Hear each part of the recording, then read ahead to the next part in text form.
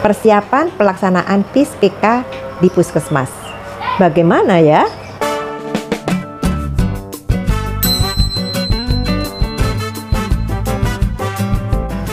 Assalamualaikum warahmatullahi wabarakatuh. Sobat sehat, bertemu kembali dengan saya Dr. Sufi.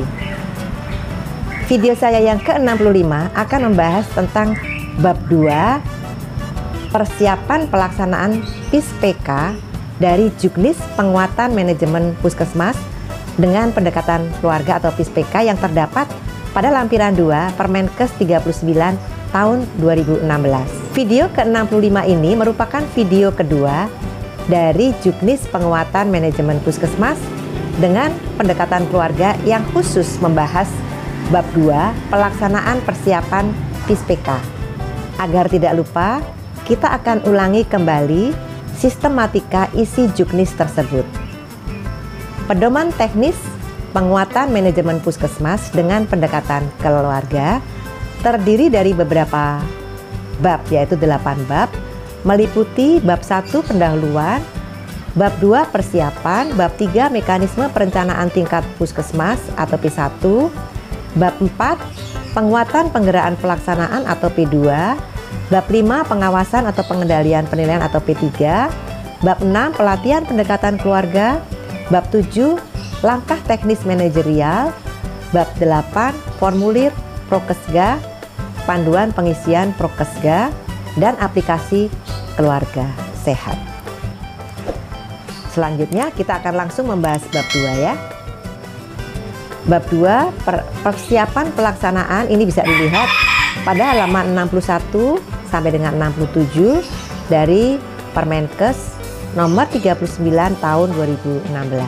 Pelaksanaan program Indonesia Sehat dengan pendekatan keluarga oleh Puskesmas akan berjalan dengan baik bila dilaksanakan langkah-langkah persiapan yang meliputi A. Sosialisasi, B. Pengorganisasian, C. Pembiayaan, dan D.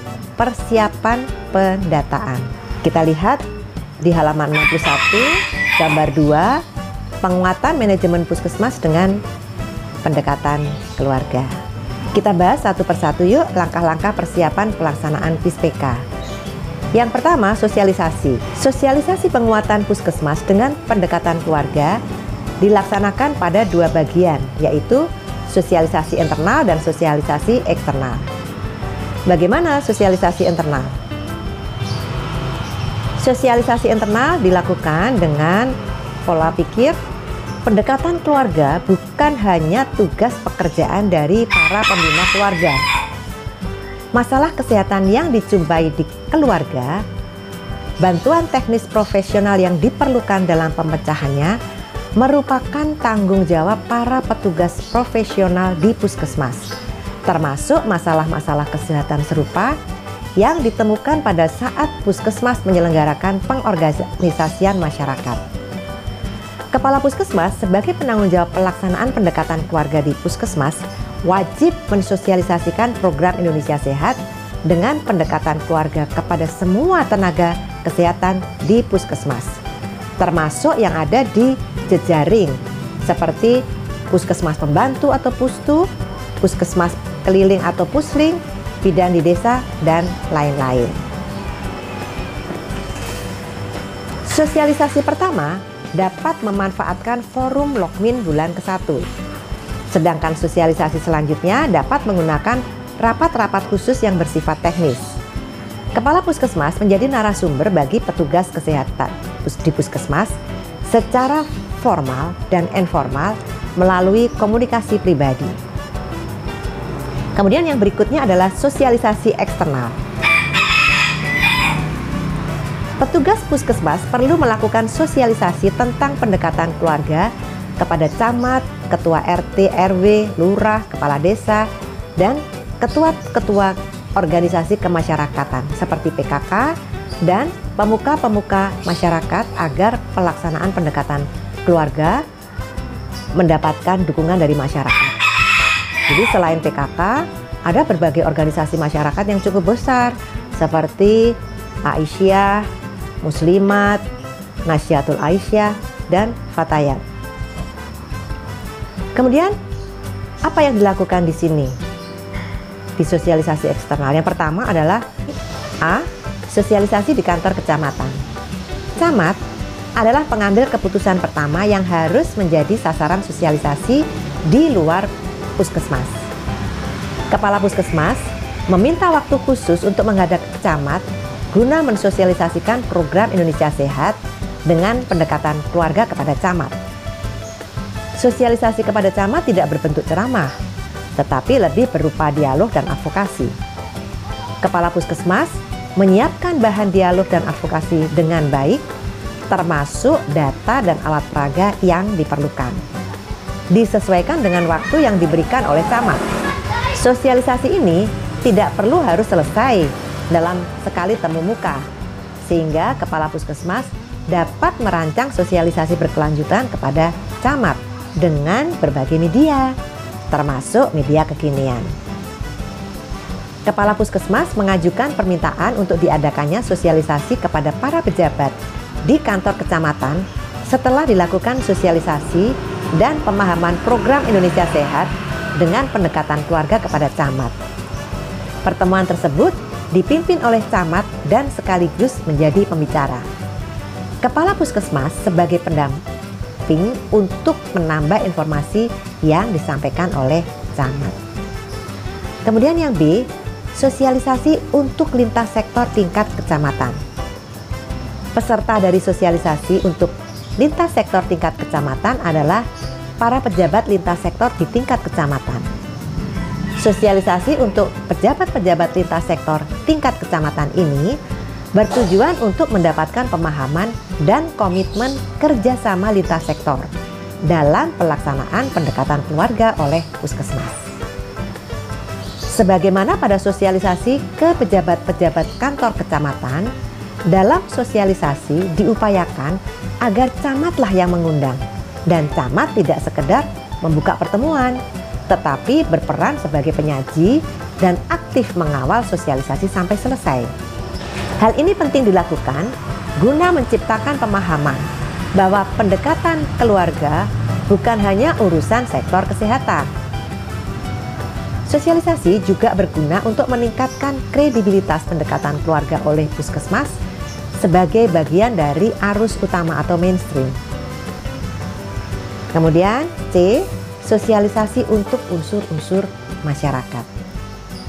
Peserta dari sosialisasi untuk unsur-unsur masyarakat mencakup para ketua RT, RW, lurah, kepala desa, ketua-ketua organisasi kemasyarakatan seperti PKK, Aisyah, Muslimat, Nasihatul Aisyah, Fatayat, dan para pemuka masyarakat lainnya.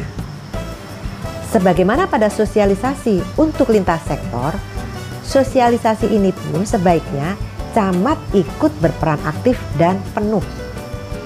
Sosialisasi ini bertujuan untuk memperoleh pemahaman dari unsur-unsur masyarakat, sehingga muncul komitmen untuk membantu pelaksanaannya.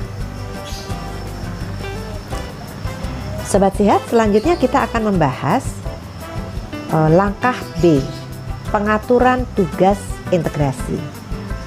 Tadi tentang sosialisasi ya. Pengaturan tugas terintegrasi dalam pelaksanaan program Indonesia Sehat dengan pendekatan keluarga diharapkan akan terbentuk di tingkat kecamatan dengan kedua jenis sosialisasi tersebut di atas. Pengaturan tugas tidak harus terbentuk secara formal, melainkan dapat berupa jejaring koordinasi dan kerjasama antara internal puskesmas dengan pihak-pihak eksternal yang diharapkan mendukungnya. Kita lihat halaman 64 dari Permenkes 39 tahun 2016 ini pada gambar ketiga, pengaturan tugas terintegrasi pelaksanaan program Indonesia Sehat dengan pendekatan keluarga di tingkat puskesmas. Sobat Sehat, sekarang kita sampai ke langkah yang C, pembiayaan. Pelaksanaan pendekatan keluarga ini dapat dibiayai dari beberapa sumber pembiayaan. Di antaranya adalah sebagai berikut. Pertama, anggaran belanja dan pendapatan daerah atau APBD. Kedua, anggaran belanja dan pendapatan negara atau APBN. dari dana dekonsentrasi, dana alokasi khusus atau DAK, fisik dan non-fisik dari BOK. Kemudian yang berikutnya juga dana dari pemanfaatan dana kapitasi Jaminan Kesehatan Nasional atau JKN. Mengacu pada Peraturan Menteri Kesehatan tentang penggunaan dana kapitasi JKN untuk jasa pelayanan kesehatan dan dukungan biaya operasional pada FKTP milik pemerintah daerah. Kemudian alokasi dana desa atau KDD. Yang ketiga, dana lain yang sah sesuai dengan ketentuan peraturan perundang-undangan, seperti sumber dana lainnya yang berasal dari masyarakat, dari donatur, corporate social responsibility atau CSR.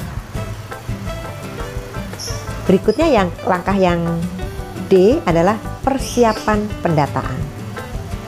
Persiapan pendataan meliputi kegiatan-kegiatan sebagai berikut. Pertama, melakukan inventarisasi data jumlah keluarga di wilayah kerja puskesmas, berkoordinasi dengan kelurahan, kecamatan, serta data kependudukan dan catatan sipil, berpedoman pada definisi keluarga menurut petunjuk teknis ini.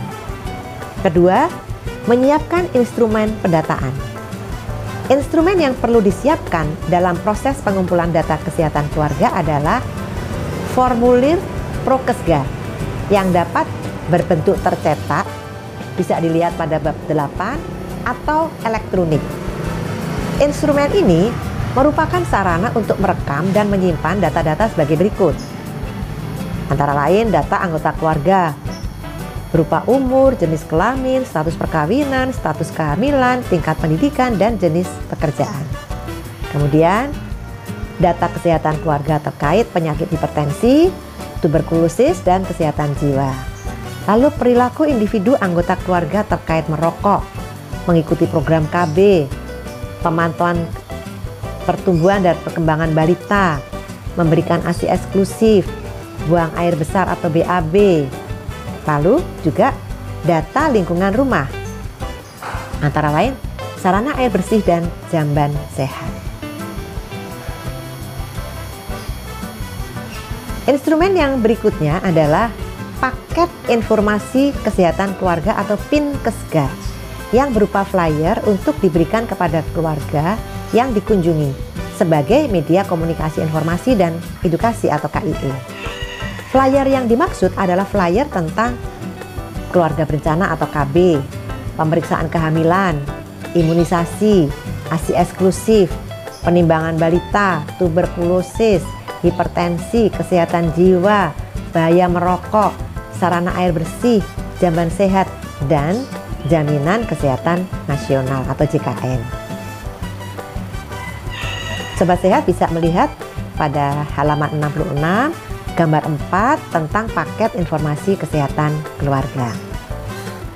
Kemudian menggandakan formulir Prokesga jika pengumpulan data menggunakan formulir tercetak, atau mengunduh aplikasi kesehatan keluarga jika pengumpulan data menggunakan formulir elektronik.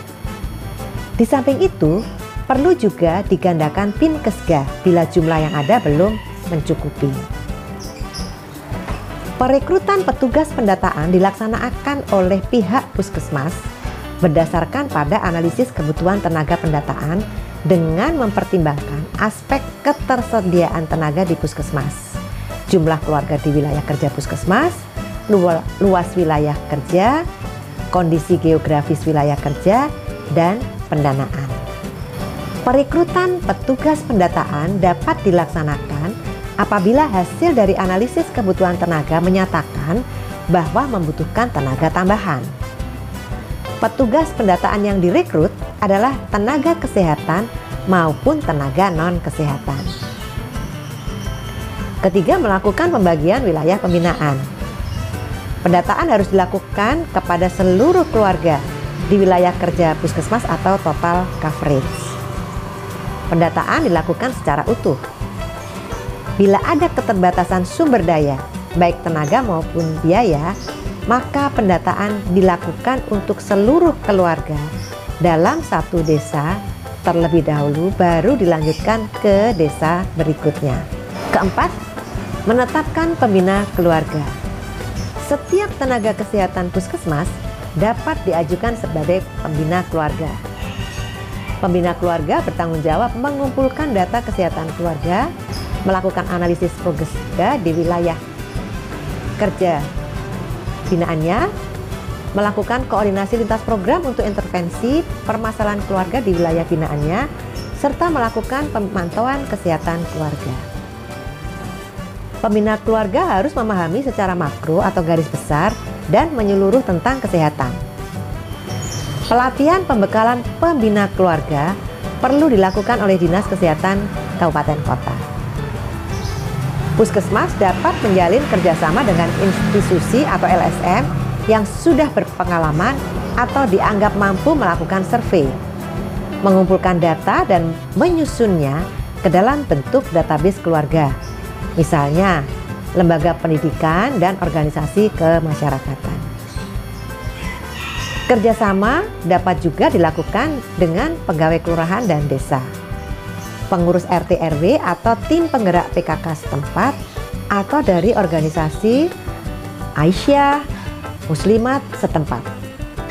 Keuntungan dari kerjasama ini adalah terbangun rasa memiliki karena mereka, pengurus RT RW atau tim penggerak PKK, bisa juga Aisyah dan Muslimat, juga bertugas untuk melakukan pembinaan.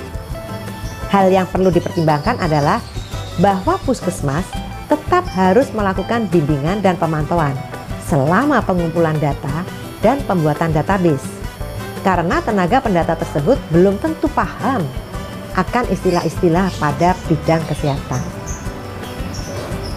Sobat Sehat, selengkapnya silahkan lihat dan baca bab 2 persiapan pelaksanaan terkait PISPK pada lampiran 2 Permenkes 39 tahun 2016 halaman 62 sampai dengan 67.